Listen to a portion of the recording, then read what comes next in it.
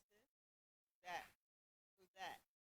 Spider-Man. You're right. You're right. So, and last year he wrote Stunt Boy for middle school, and it's about a superhero. And his latest book is this: Ain't Burned All That Bright. In 2020, the Library of Congress appointed him the National Ambassador for Young People's Literature. And I'm sure when he gets up here, he'll tell you more about what that is. But before I bring him up on the stage, there's one thing I want to say to you. It's a quote from Mr. Reynolds, and I think it's something that you should know.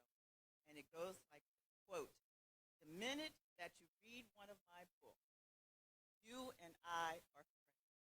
We know each other. That means you know there's somebody in the world who is thinking of you." I think that is so powerful. I know it makes me want to read the book. So please join with me in welcoming Jason Reynolds.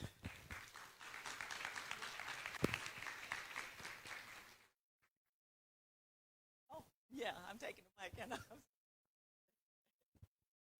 What's up, y'all? Y'all good? Y'all gonna say something? Y'all all right? All right. I don't know how this works. They can see me too, right? If I move around, they can see me still? Or if I walk out over here, oh, okay. Oh, snap. Shout out to the technology. All right.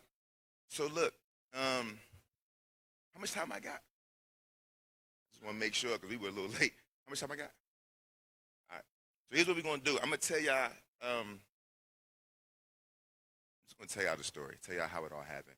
We're not gonna talk about the ambassadorship or none of that other stuff. We're just gonna get to sort of what it is. How many of y'all? I've never been here before. I don't know who I'm talking to. So how many of y'all, if y'all grew up like me, how many of y'all like ramen noodles? Any ramen noodle babies in the building? Put your hands in the air. If you like, all right. So a whole bunch of y'all. All right. So when I was a kid, right, growing up in D.C., we were all, me and my older brother, we were ramen noodle kids, right? We were kids who used to go to the store back in the day. Ramen noodles cost 10 cents a pack. And we would put $1 on the counter in the corner store, and the man would give us 10 packs of ramen noodles, and my brother would take 5, and I would take 5, and he would take his 5 home, and he would crunch them up in the bag and eat them raw like potato chips, and then I would take my 5, and we would make dinner. How many of y'all know what it's like to get in your mother's kitchen, and you making ramen noodles, and you ain't doing nothing but boiling water, but you front like you really cooking, and you got all the seasonings out of the cabinet? That's me, right? I got like I'm like some oregano, whatever that is. I'm like, put some hot sauce in there, whatever it is. That's the way we used to do it, because that's the way we used to eat and how we used to manage ourselves. We were Kool-Aid kids. Kind of kids will go to the store, you get a Kool-Aid. Back then it was 25 cents a pack. You get home, my brother would be like, let's go get the pitcher. My mom had this pitcher. It's like the same pitcher. Probably your grandma still got it. It's like light blue, got a white top, got 4 or 5 lines in the lid, right? It's a weird thing that all of us got the same pitcher. You get this pitcher out, you put the Kool-Aid in the pitcher, and my brother would say, yo, run the water and then go get the sugar out the cabinet, right? And back then my mom used to keep like a 5-pound bag of Domino sugar in the cabinet and bring the sugar over to me. And he would say, all right, Jay, you hold the sugar. I'm going to stand next to you, and I'm going to help you tip the sugar. And when we tip the sugar, it's going to pour into the pitcher. And I'm like, okay, big bro, because it's my older brother, it's my hero. So I'm like, I'm going to listen to whatever he say, because I'm assuming he know what he doing, right? And I'm like, okay, big bro, whatever you say. And he like, all right, now the only rule is don't stop till I tell you to stop.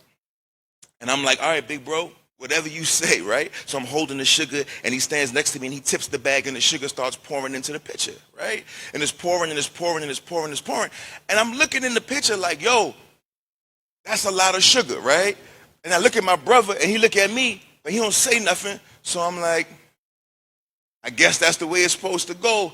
I'm going to keep pouring, right? So the sugar keeps pouring and pouring and pouring and pouring and pouring and pouring. And finally, I got the courage to be like, yo, big bro, you think maybe that's enough sugar? And he like, nah. We need a little bit more.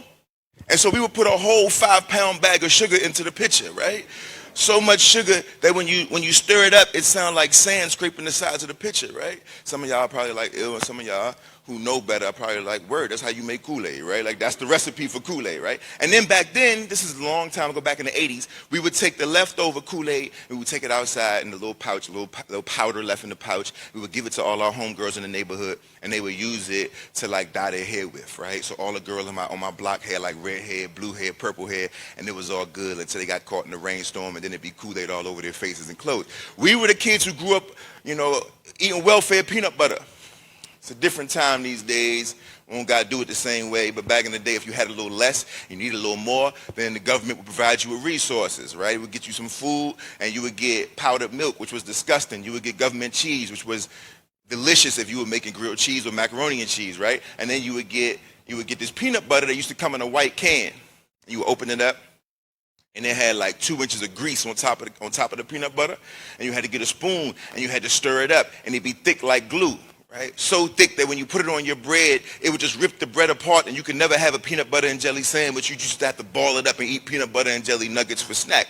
We were kids growing up in an environment with like lotto tickets and gangsters and dope boys and all the other things, right? Like that was my environment. Some of you may know what that's like. It's a complicated place to live. It's a good time, but it could be a tricky time depending upon if you walk down the wrong block. And that's what it was.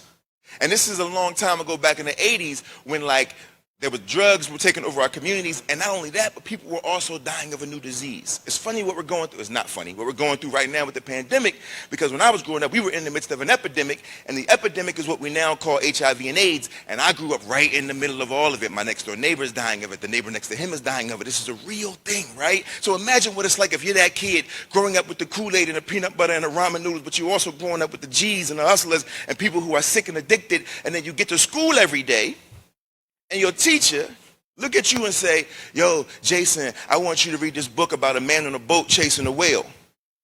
And I'm like, nah, because I'm coming from this neighborhood, right? And the teacher's like, well, why not, Jason? This is going to be a good book. It's going to be good. It's going to be good. I'm like, miss, what I look like reading a book about a man on a boat chasing a whale when I ain't never seen no whale before. I never even seen a boat before. I never even been to the beach before. Right? What I look like reading that, it don't make no sense to me. Do the man in this boat eat ramen noodles? And the teacher's like, nah. And I'm like, well, then nah. I can't get with it. Oh, Jason, we want you to read this book. It's by this lady. Her name is Harper Lee, and this is a book called To Kill a Mockingbird. If y'all haven't read it yet, it's probably coming, unfortunately. You read it? Y'all been assigned it yet? Some of y'all? It's a shame, right? It's been 50 years. They still assigning this book, right? It is what it is. Same thing when I was a kid. Yo, you got to read To Kill a Mockingbird. I'm like, yo, I don't want to read this book because the person in this book, I mean, like, Scout seemed like a cool person, but, like, what kind of sneakers she got on? Why they don't never talk about what kind of shoes she got on? Who was her family like besides her father? Like, how come don't nobody in her family sound like my family or act like my family? How come her dinner table don't seem like my dinner table? How come they ain't got no Kool-Aid or no corner stores or no lotto scratch-offs or no gangsters in the kid? Why I don't see what I see in my community?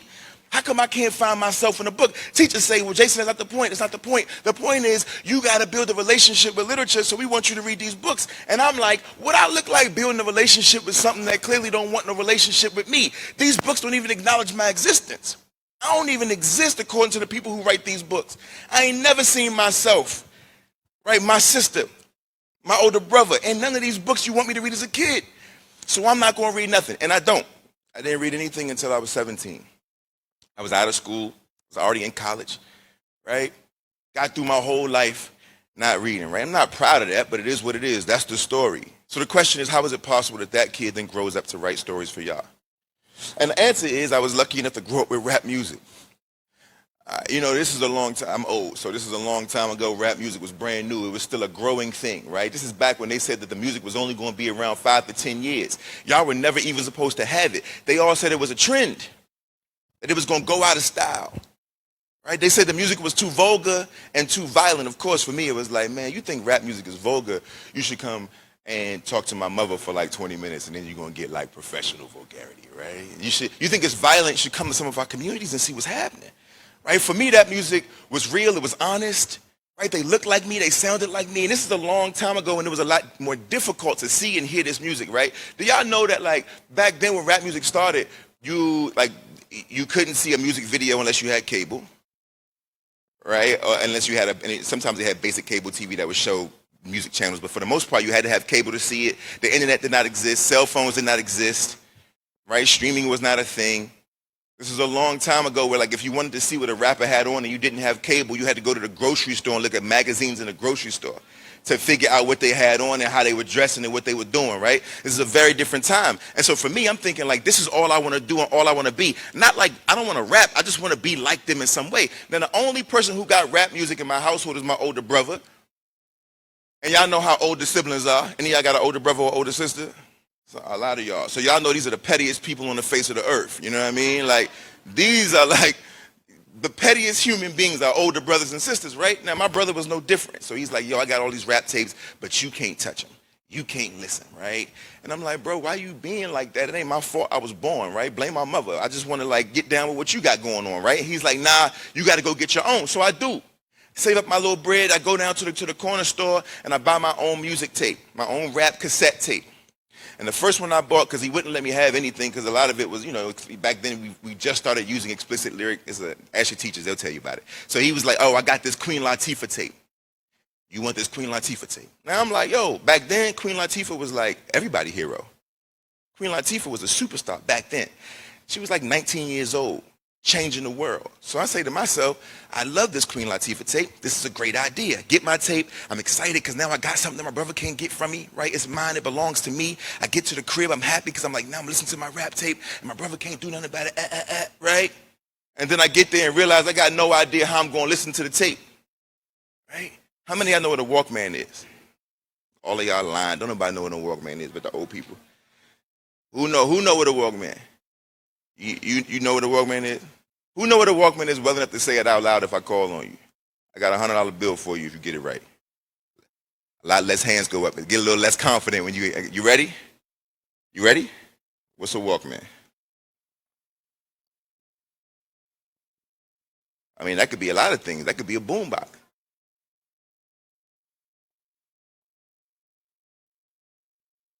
All right, there you go. Be more specific. You got it. I don't have no money, my G, but you did get the answer right. You know what I'm saying? Everybody gonna get hustled in life. I'd rather you get hustled by me first. You know what I mean? In a loving environment. But you are correct, so you get the bragging rights. A Walkman is a portable cassette tape player that we used to use back in the day. It's about this big. You open it up, you put the tape in it, you put your headphones on, and this was our way of listening to music on the go. This is like before we had iPhones and all this other stuff, right? My brother has a Walkman. My brother's not home, so I'm thinking to myself, what any of y'all would think, I'm going in there, right? I'm about to see what's happening, right? And you always get into your brother room or your sister room and you're like, I came in here for this one thing, but now I'm in here. I might as well look around a little bit, see what's going on, right? So I'm snooping, I'm trying on his Jordans, I'm doing all kind of wild stuff that I'm not supposed to be doing. Eventually I get the Walkman, I go back to my room, and now I gotta figure out how I'm gonna open up my cassette tape. And y'all will never understand the struggle of opening a cassette tape, but ask your teachers and your parents to tell you how difficult it was to get a single piece of plastic off of a cassette tape case. It was wild, right? But it takes 45 minutes. I finally get the plastic off, I'm sweating, I put the tape in the Walkman, I push play, and Queen Latifah starts rapping in my ear. And then I pull out what used to be called the liner notes, a little piece of paper this big. You pull it out, you unfold it, and it's this long. And printed on this piece of paper were the lyrics to every song, because that's the way it used to be. Everything you bought, every single tape you bought came with all the words. So Queen Latifah starts rapping, and I'm reading along, right? She's rapping, and I'm reading, she's rapping, and I'm reading, and I can't believe that I'm looking at the lyrics from the paper, and when the album is all over and she's finished all the songs, I go back and I read all the songs and all the lyrics all over again, but this time without the music. And I realized that Queen Latifah and Slick Rick and Dougie Fresh and Kumo D and Big Daddy Kane and Public Enemy and NWA, MC Lyte, Salt and Pepper and Tupac, Biggie, early Jay-Z and Nas, all these people, right, that they're all writing poetry, and nobody ever told me. No teacher, no parent, no coach, no counselor. No one ever said they were writing poetry. What they used to say back then was rappers were going to be the death of a generation. That rap music was going to be the death of a generation because it was vulgar and violent. What they should have been saying was rappers are actually teenage geniuses, because they were all like 15, 16, 17 years old. Teenage geniuses writing the poetry of their time in their own voices. But now I know. So I make a decision. I say, yo, when I grow up, I'm going to be Queen Latifah. It made sense at the time, right? I was like, oh, boom, I'm going to be Queen Latifah, right? I go outside. I tell all my friends, right? And I grew up in where some of us grow up, right? So I go outside and I'm like, yo, fellas, I got some news. I got to tell y'all something. And they're like, what you got to tell us? I know who I want to be when I grow up. And they like, who you want to be? And I'm like, I know you want to be Michael Jordan. I know you want to be Michael Jackson. I know you want to be, or you think you Mike Tyson. When I get older, I'm going to be Queen Latifah, yo. And they like, bruh, you bugging, right? But that's what I wanted to do, and I really believed that, right? So every single day going forward, I started writing my Queen Latifah poems. I get to middle school, And my life flipped upside down. My daddy disappears. My mama's now struggling to keep the family together, keep a roof over our head, make sure we fed. My older brother's in the street, and things are going haywire. And I'm like, hang in there, y'all. I got these Queen Latifah poems. I get to high school, and my friends start dying from gun violence and gang violence. And my brother is deeper in the street. And I'm like, hang in there, y'all. I got these Queen Latifah poems, right? My mother is suffering from addiction issues and depression issues. And I'm like, hang in there, Ma. I got these Queen Latifah poems. My brother is suffering from the exact same things. And I'm like, hang in there, bro. I got these Queen Latifah poems, right? Eventually, I graduate from high school. I wish I could tell y'all that I was a great student. But that would be a lie, and I don't want to lie to you, right? I wish I had done better.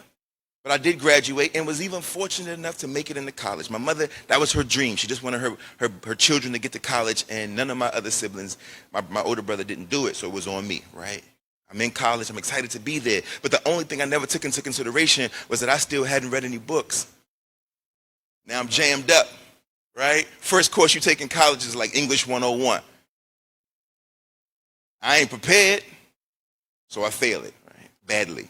And you know, it's one of them things where like, and all of y'all, hopefully you'll never have to experience this kind of stuff, but some of y'all already know what it's like to make that phone call home when you mess up or you jammed up or you do something you know you wasn't supposed to be doing, and then you got to call your mother, and your mother answer the phone, and she like, hello, and then you say, what you doing? Because that's how you start the conversation when you mess up, right? You like, what you doing? And then she's like, oh, I'm just sitting here watching TV, what's going on? And then you say you had a good day because you're trying to take a temperature to see how bad it's going to be when you tell her what kind of jam you in, right? And I'm like, you had a good day? My mom's like, yeah, I had a good day. I'm like, man, I'm sorry to hear that because you're getting ready to take a terrible turn in about 2 seconds when I tell you what I got to tell you, right? And she's like, well, what's up, Jay? I said, I got to tell you these 2 things, right? First thing is, my English teacher a hater, right? I've been telling you this for a semester. You ain't been listening to me, but my English teacher a hater because it's never our fault when we mess up, right? And the second thing I want you to know is my report card's coming in the mail, and when you see it, you're going to see something that's going to look like an F, but I don't want you to think about it like an F. I want you to think about it like an opportunity for your son to do better in school, right? This is what I'm telling my mother. And if your mother like my mother, you already know what time it is, right? This is a terrible conversation, right?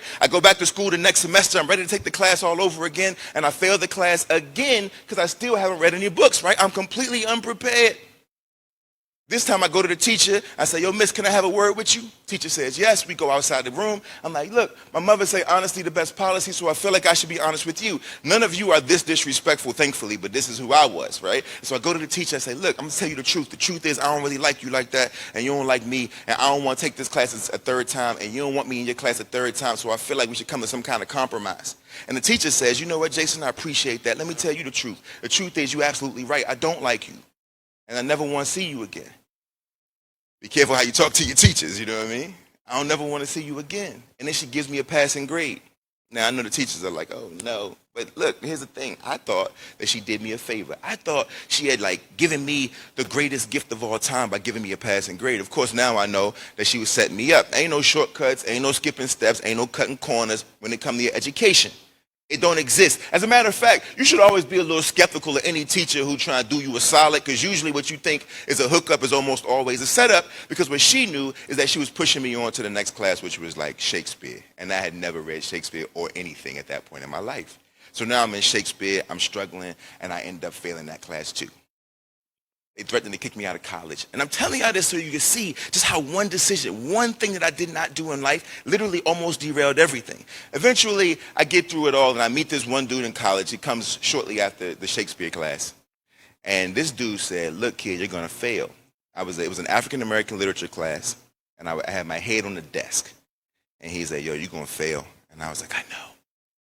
And he was like, nah, I mean like you're going to fail life. And I was like, that's a little bit of a stretch.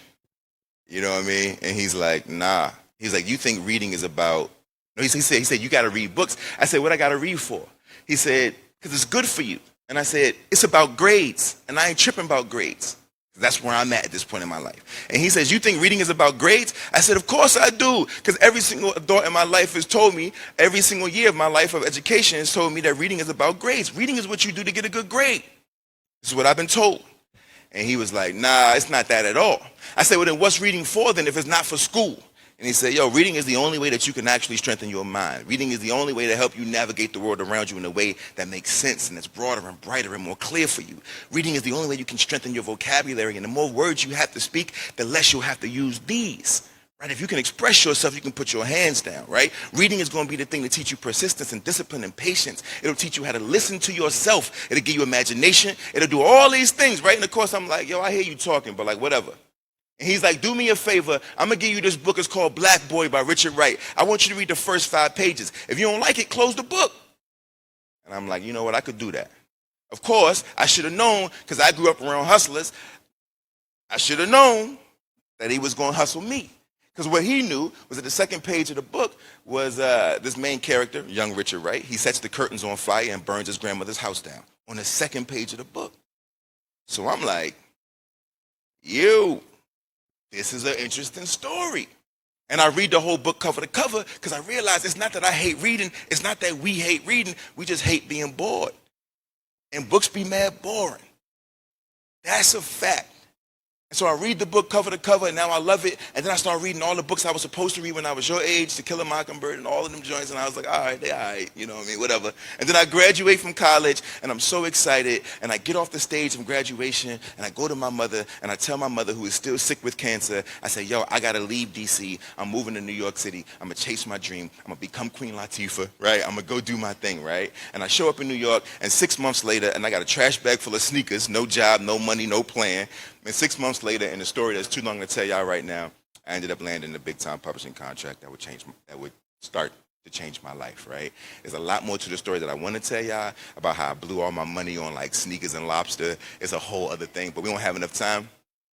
But the one thing that did happen to me was at some point when my book came out, my first book, I was 21, the baby, 22. Nobody bought it. And I remember quitting, taking a job in a clothing store, which is where I was going to work for the rest of my life. People always say, well, what would you do if you didn't make it as a writer? I'd still be in New York selling clothes to rich people, right? That's what I was doing. Did it for a long time. And I was in the clothing store one day after quitting.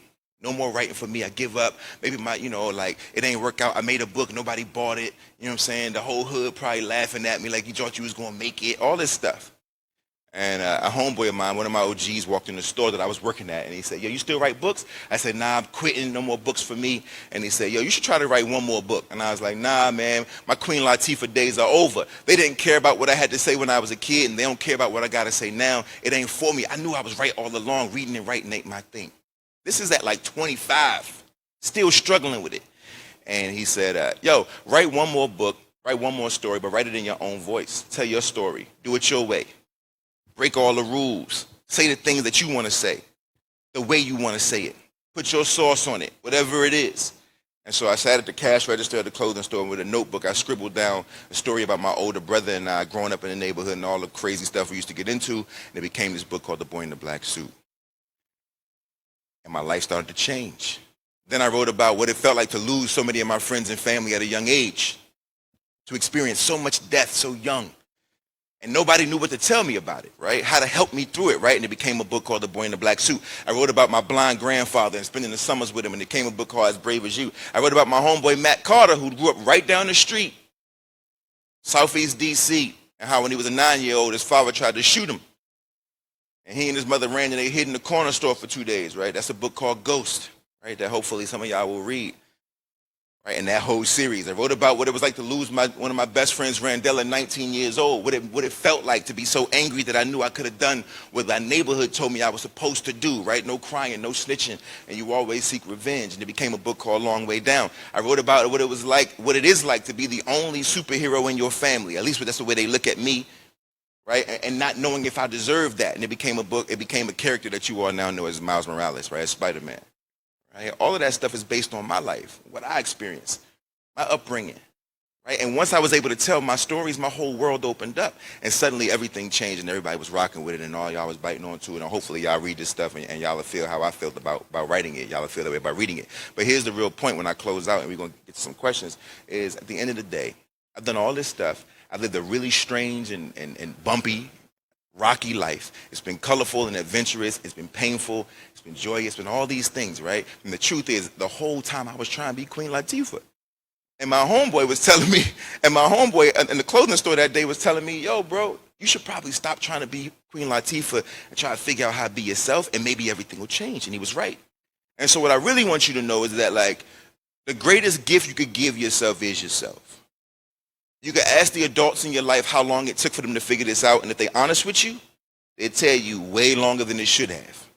The greatest gift you could give yourself is yourself. All the things that made the people mad about me were the very things that made me magic. Right? Teachers are always on my back about all the things I wasn't doing, about how I was this, that, and the third, and some of those things they were right about, by the way. But there were other parts of me that they couldn't quite understand. Yeah, I was a little rambunctious, but it's because I knew I had something to say. It just didn't feel or sound like that they wanted it to sound. But I knew it was mine, and I knew it was something that needed to be said. And once I was able to say it, I could change my own life and the lives of a lot of people around me, right? The very thing that makes them mad about you oftentimes are the very things that make you magic. And lastly, I hope y'all like my stories. But I don't want you to like my stories more than you like your own. I think at the end of the day, the one thing I want to make sure y'all understand is my story is my story, but you got yours. And your story counts. It's the most valuable thing you'll ever have. Don't matter what it is, how ugly it is, how beautiful it is, how painful it is, how boring it is, it's yours. It's the only thing you actually own. And so you can get lost, you can get on Instagram, you can get on TikTok and fake. Right? I'll be on there looking at y'all, I'm like cat. Right? That's what it be. Right? Everybody pretending to be something they not, a person they're not. Listen, your story good enough. I promise you. And the moment you sort of realize that even at a young age, it'll open up your life in a way that you can't even begin to imagine. All right, let's take some questions, and then I'm gonna get out of y'all faces. I know y'all don't want to be lectured to for too long. Let's take some questions. You can ask anything. Here's the rule about questions. Honestly, you can ask anything you want. Everything on the table. Don't worry about it, teachers. I got it. It's fine. Everything on the table. Anything you want. Just be respectful of your classmates and the people around you. But you can ask whatever you want. It's always some kid like, "Yo, what kind of car you drive, dog?" Like, whatever you want to know, I give you an honest answer to. Just keep it respectful to the people asking the question, and I'm good with you. How we gonna do it? Shout out to my peoples on the Skype joint, on the Zoom joint. You know what I'm saying? The VIP section. I don't know. Any questions?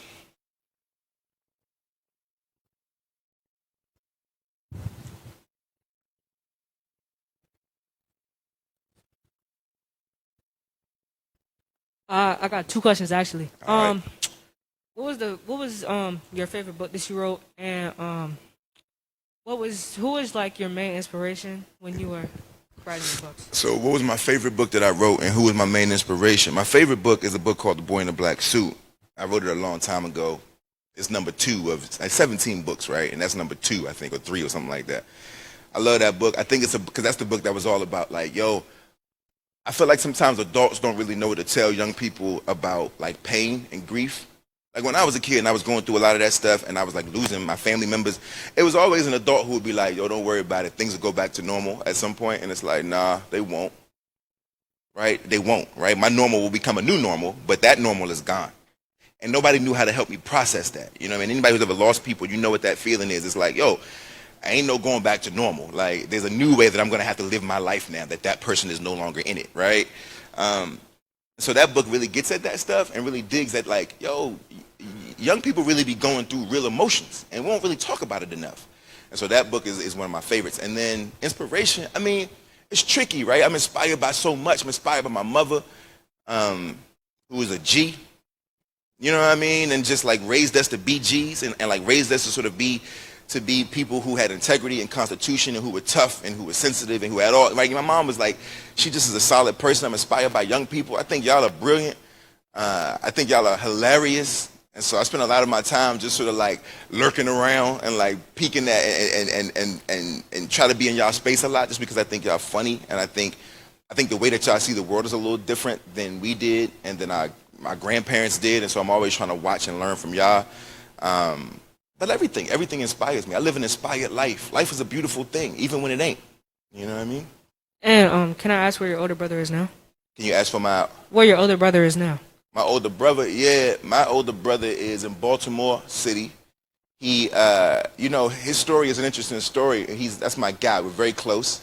But my brother couldn't quite get it together. in time. And so what ends up happening is because he's a street kid and because a lot of things are happening in our environment. My brother at the age of 17 he was going to go to the military. That was going to be his way out because he wasn't good in school. He wasn't, he was like the military was going to be his way out of the neighborhood and sort of see the world, get a job. But right before he graduated, unfortunately, he was stabbed. And so like this moment in his life, he loses an eye, and because he loses an eye, military won't take him, right? And so my brother has been a janitor for 30 years. And there's nothing wrong with being a janitor, but that's not what he had in mind. That's not what he had planned. But like one split second shifted his entire life. It's something that we gotta, like, it's all fun and games until it ain't, right? So everybody play tough until it get real. And then all of a sudden your whole life is different. And that's what happened to my big bro. I love him. We're good and he's good. But I wonder who he would have been if we could just got him back, if we could have pulled him back a little bit, but it was too late. Shout out to my bro. There's some questions on the screen, too. Oh, okay. Let's see. What's your most popular book? I don't know. I don't be checking the numbers or nothing like that. It's weird. Like some people going to say Long Way Down. Some people will say Ghost. Some people will say Spider-Man. Probably one of those. All American Boys is probably up there somewhere. I mean, there's a whole lot of books. I don't know what's the most popular. I try not to think about it. I just, keep my head down, do my work, and make the next thing. You know what I mean? They all have done pretty good, though, so I feel really fortunate to know that so many of them are out in the world. I think we sold like 6.5 million copies so far. So we all right. We doing all right. Anybody else in here before I go back to the screen? Yeah. If you could go back and do anything, what would you do? If I can go back to do something differently? Oh, no, I wouldn't do nothing differently. Actually, that's not true. That's not true. That's not true. I would. Look, here's the thing. I'm going to tell y'all a secret. Any adult who tells y'all they have no regrets is a liar. I want to make sure you know that. They be lying. People be lying. And y'all going to hear that your whole lives. They're going to be like, oh, yeah, I have no regrets. They lying. They lying. That's not true. We all got regrets. There are things that I wish I could have done that I did not do because I did not know better. Here's a prime example. My father is no longer alive, right? I love him. I miss him, right? But he's not here anymore. I wish, but we beefed for 15 years. Me and my old man beefed for 15 years from the age of 10 to 25. We did not rock because I felt the way about everything that happened between him and my mother, right? And then at 25, we fixed it, and I found out he was actually an awesome dude, and we ended up becoming these best friends for 10, 12 years before he passed away. My biggest regret, and what I wish I would change, I wish I would have fixed it earlier. I wish if I could go back, if I knew what I knew now, I would have tried to, because he tried. I wasn't having it, right? I wish that I would have been able to put our relationship, or at least help him or allow him to try to put our relationship back together much, much sooner than I did. That's real. Other than that, though, I'm pretty much all right, I think. Yeah. What is something you would tell somebody when they feel discouraged about themselves? When you feel discouraged about yourself, what's something I would tell somebody? I think at the end of the day, it depends on where the discouragement is coming from. If you feel discouraged because of what somebody else is saying, like my mama taught me a long time ago, other people's opinions of you ain't none of your business. Ain't got nothing to do with you, right? People are allowed to feel what they feel about me, but how I feel about me is always going to be more important than how they feel. They don't even know me, not like I know me, right? And so that's the first thing. If it's other people, that's just noise. Right? And we know how to deal with noise. You just put your headphones on, right? We know how to, because it don't count. That don't bother me, right? Now, if it's an internal thing and you're like, I'm not good with me, then I think the questions become like, well, how do we make one? How do we figure out what's bothering you about yourself? And if it's something that's changeable or necessary to change. But if it's not, I think it just comes down to like understanding that like I feel like the one thing in my life that I realize now is I always thought there was going to be something like a better version of me. Who I am at 38 is pretty much who I was at 16. And I wish I would have been more accepting of the 16-year-old version because it actually didn't go nowhere. It evolved and matured, right? And got better and better and better and better, right? And I wish I would have known that back then because I would have probably loved myself differently. And then beyond all those things, like if it's really bad and if it gets really dark, just talk to somebody. Don't be afraid to tell somebody that you feel away. I think we won't talk about that. We're not honest about that enough. If you really feel, if it's getting dark in there, go to somebody you trust, a homegirl, an adult, like an adult you trust, because I know how that go, and be like, yo, I'm feeling this way, and I don't know why I'm feeling this way, and I don't know what to do about it. And we can start working through that. It's a process, man. Loving yourself is sometimes the hardest thing in the world because you know more about you than anybody else. You know what you're scared of. You know what you do badly. You know all the, right? You know it. So it's a little harder for us sometimes to love ourselves. But if we can figure it out, then nothing can get to us. Then you become like a superhero. You become like a giant if you can learn to love yourself early. You can figure that out early. It's a good question. Yeah. Oh, you running it, brother. I'm sorry. What's one of your best memories in your past life? What's one of my best memories? Oh man, my life, it's been a trip. I got a lot of memories. I'll tell you one of my best memories recently, one of my more recent memories. I got to take my, because I look at my childhood, I'm like, geez, so many. But I was nominated, when I was nominated for the National Book Award the first time. Just so y'all know, that's like the Oscars, right? Or like the Grammys, you know what I mean, for people who write books. So the National Book Award is like this big fancy event. We all put on our tuxedos and gowns. You go to the red carpet. It's a whole thing, right? They take the pictures of you. You sit at these fancy tables. It's just like the Grammys, right? And so I was nominated for the first time for Ghost, I think, and I got to go, and I got to take my mom, and you know, I mean, look, I love my mother. Like a lot of us, you know, we got that moms is like a different thing, you know what I mean? And I love my mom, and so it was dope because she sacrificed so much for us as kids. We put her through it. And so to take her to this special event and to see her all fancied up, and she had on all the little jewelry and had her shoulders out, right, was doing her thing, right? And like to take her to this event and to sit, she fell asleep halfway through, but it was still nice to have her. She did, but it was still nice to have her there and to see her, to see the whole country and celebrate her child was, it was special, because to her, I'm still like a knucklehead kid from the neighborhood, you know what I mean? And so that was cool. That was a big one. You dropped so many jewels on us, and so I want to just appreciate you for just sharing and being authentic with our students. Yeah. Two quick questions. Two questions. One, we're about to read Ghost, and so you mentioned about how that starts off with a friend of yours. Traumatic situation happens. Yeah. Would love to hear any takeaways you have from that book as our students get ready to read that. And then this other question is simply, I think you glossed over Miles Morales. Yeah. And it's actually impressive because you have an incredible body of work. For our young people, y'all, Spider-Man, love to hear just how you thought you could write a Spider-Man, why you wrote that, Yeah. and then what is the takeaway message from that too? So for Ghost, you know, that y'all are about to read,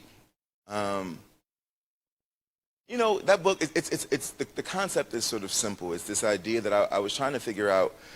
So people were trying to get me to write basketball books, and I grew up playing basketball, but I was like, we got enough basketball books in the world. I don't need to add to that, right? We got Walter D. Myers and Kwame Alexander. Man, there's a whole lot of them books. And kids who grew up where I grew up do more than play basketball, right? Like there are other things they were interested in. So I was like, I do want to do a sports series, but I don't want to do basketball. So I'll do track. And they said, well, why track? I said, because track is the only thing that you could be rich or poor and play. Because all you got to do is be able to move your legs, right? If you are able-bodied, then you can play the sport. You know what I mean? We all grew up racing, right? You learn how to walk, then you learn how to run. That's just what happens. And so I said we could do track because it's an equitable physical activity if you are able-bodied, right? And then I was thinking about how like this story. So just so y'all know what happens in the. I don't want to spoil it. You'll read it. Yeah, because I don't want to spoil it. But you'll read the beginning of the book and you'll see like it's this thing that happens right on page like 2 or 3 that changes this kid's life, and it's a traumatic thing. But I was thinking about the sport of track, and I was like, yo, when you run anybody run track, by the way? Anybody a runner in here? That's what's up. That's what's up. So if you run, what happens if you run or if you swim, these sports specifically, they're very different than the other sports because one, you're not really racing nobody. You're really just trying to beat your own best time.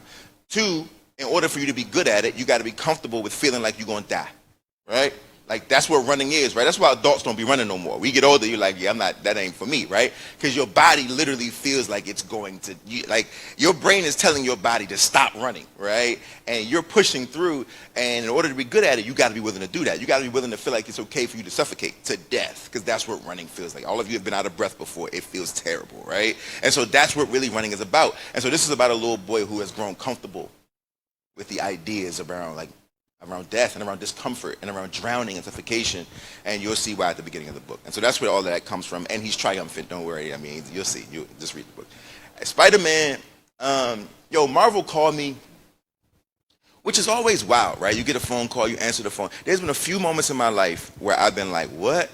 Marvel called, Kobe called, and there was one more wild one, like where you pick up the phone and you're like, and they're like, hey, this is so-and-so at Marvel. Hey, this is Kobe Bryant. Or, hey, this is so-and-so, right? You have these moments, and I'm grateful for. I shouldn't say that was one of my moments that I was, like, bugged out about. Marvel called, and they're like, yo, we want you to do this this project about Miles Morales. At the time, I didn't even know who Miles Morales was. The comic had started. It was like 6 issues of the comic, but it was sort of defunct. They couldn't get it up and running. They couldn't get it going. And so I was like, who is Miles Morales? And they was like, oh, it's Black Spider-Man. I was like, it's a Black Spider-Man?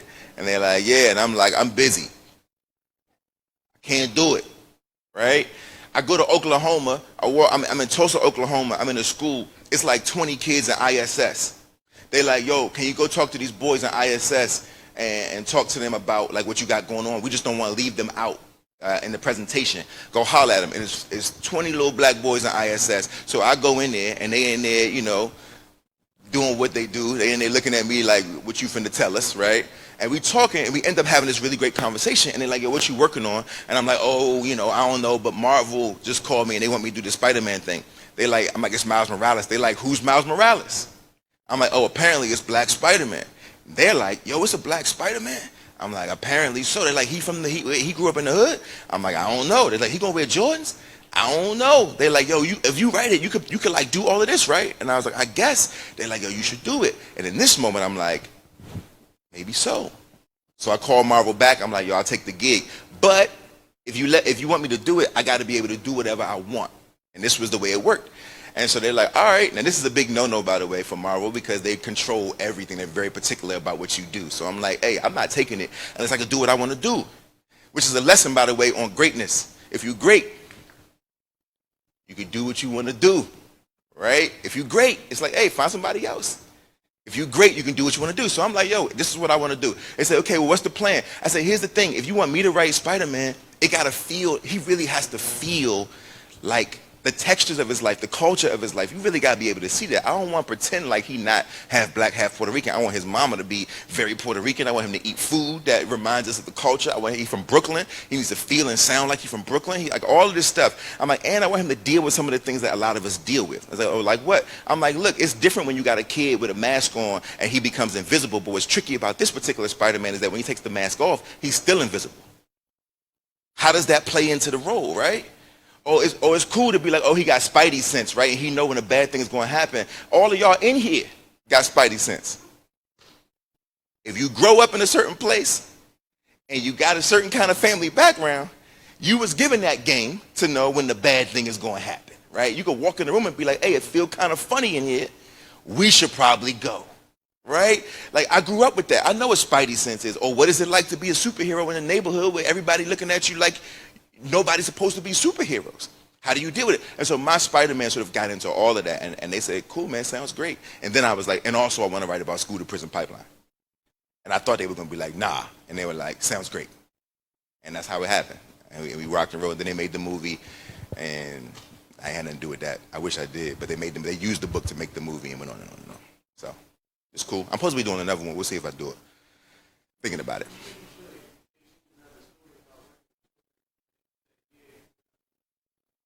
Hey, it's a lot of work, man. We'll see. I might do it. Any other questions? I want to make sure I don't miss my people up here. If you could tell your younger self one thing, what would it be? It would be thank you. Honestly, my younger self got it right.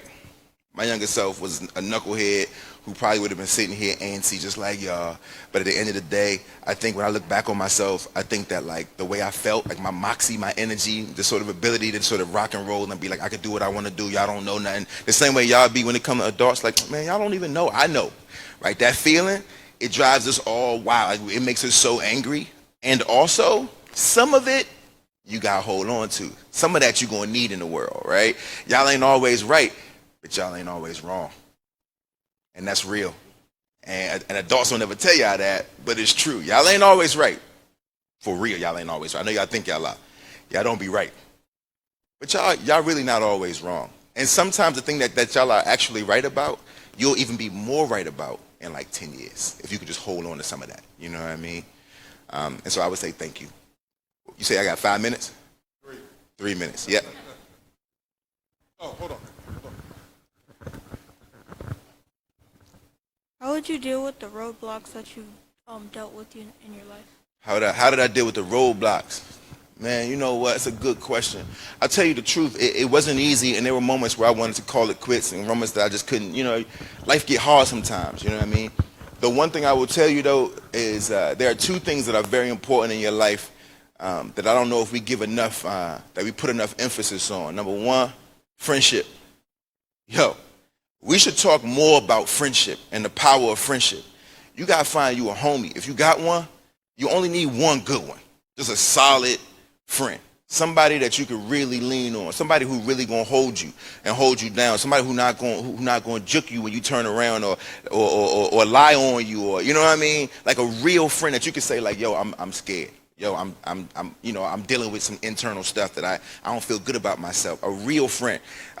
They life saving. They life saving, man. You can find you a real friend. And the other thing is you gotta make sure you keep your elders around you. So like we were just saying how like I know this is weird generational thing that happens where like the youngins don't like the old heads is too hard on the youngins, and this whole thing. Though you gotta keep some old heads around you, because what happens is when you hit a hard time in your life, all you gotta do, ask your grandma alive.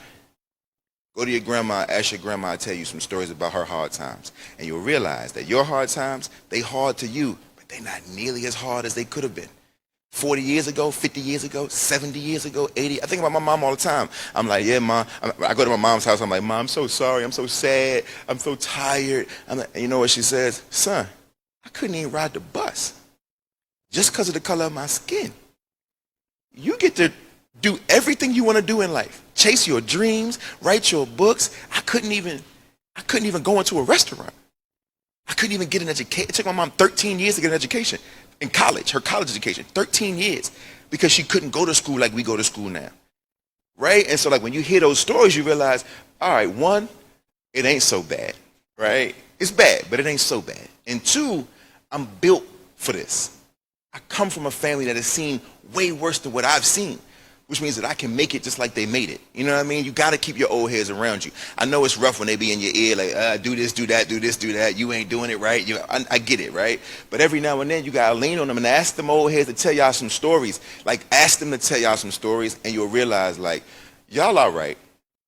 It's tough, but y'all all right. You know what I mean? Like, it's a very different thing that they came from.